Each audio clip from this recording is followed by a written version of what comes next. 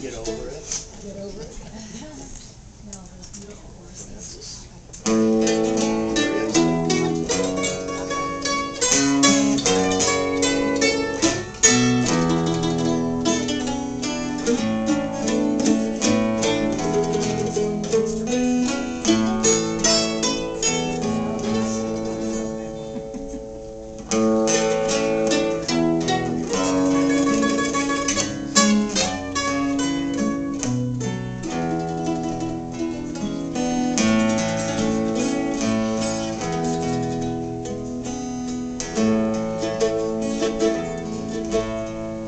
This year we celebrate the nation's 233rd birthday.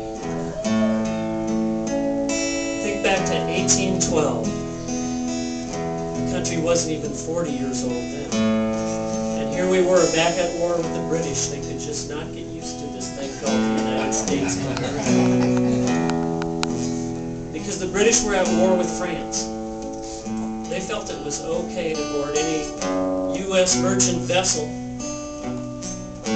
haul off the crew and force them to serve the king in the British Navy. So we find ourselves declaring war with Britain because of them disrupting our shipping traffic, our shipping industry.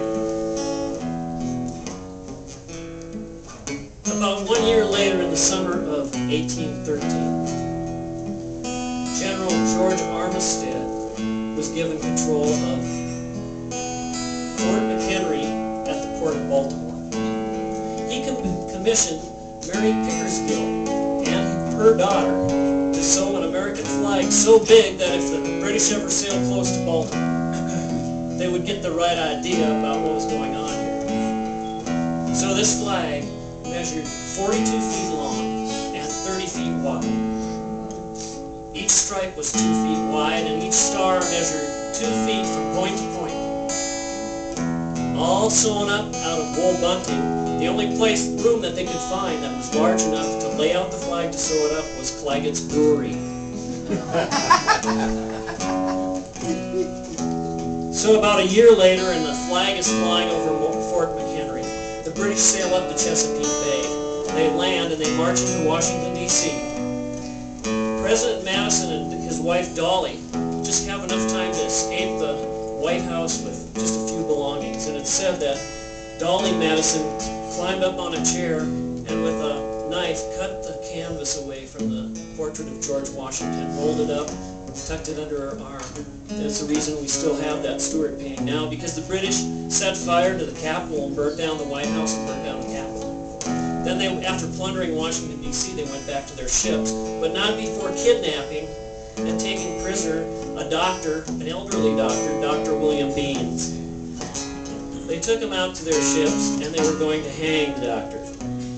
The people of Georgetown got together, and they went to Francis Scott Key, a young lawyer, a very articulate young man, and said, "You got to help us. We've got to try to free Dr. Beans."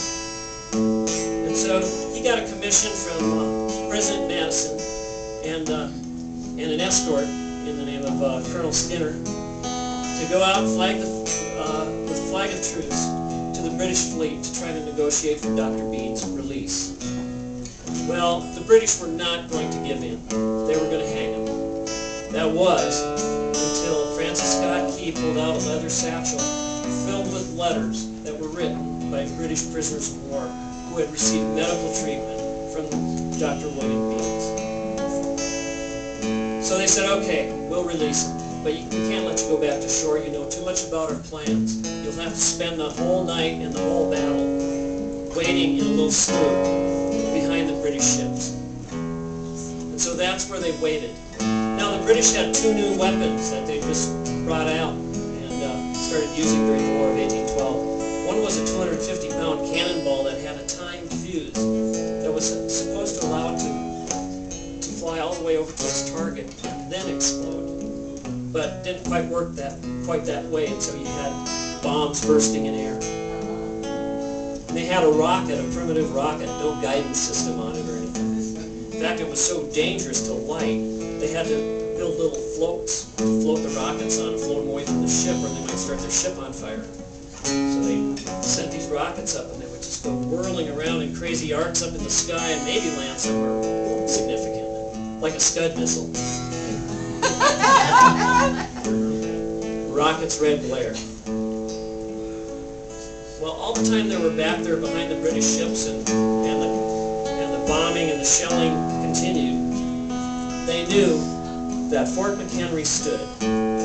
Because if Fort McHenry fell, in that 38th year of our independence or whatever, that would have been it. We would have been under the British rule again. And so, as long as the shelling continued, they knew that the fort still stood its ground. But when everything fell silent at about 3:30 in the morning, they had no way of knowing because it was still dark, and they could not see if the flag was there. So they waited anxiously through the night, the three of them sitting in this little boat, Dr. Beans, Colonel Skinner, and Francis Scott Key. And finally, in the dawn's early light, they saw that the flag was still there. On the way back to shore, Francis Scott Key, a young lawyer, amateur poet, wrote the words to our national anthem. And it strikes me as significant that the music is taken from a gospel song, and that the words were inspired by a humanitarian act. Want to sing it?